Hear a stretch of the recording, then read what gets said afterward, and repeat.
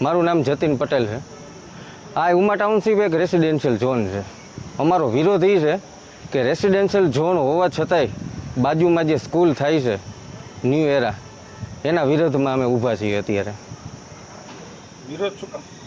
વિરોધ એ છે કે રેસિડેન્શિયલ ઝોન છે, કાયમીનું છોકરાઓનું કકડાશ, અને આ કોમર્શિયલ કોમ્પ્લેક્સ છે। પહેલાં તો પહેલો પ્રશ્ન અમારો એ છે કે ન થવું જોઈએ, પણ છતાં ઊભું થઈ ગયું છે।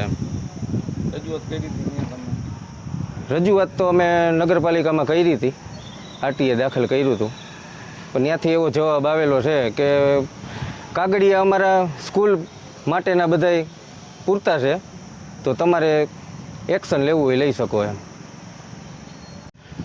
આ બિલ્ડિંગ ઊભું થયું ત્યારની અમારી લડત છે અત્યારે, છતાં પણ નગરપાલિકામાં અપ્લાય કરેલી છે, છતાંય કંઈ નગરપાલિકાનું કોઈ ધ્યાન આપેલ નથી ને આ બિલ્ડિંગનું કામ ઊભું રહ્યું જ નથી ક્યારે પણ। એટલે આ એ પ્રત્યેનો વિરોધ છે અમારો।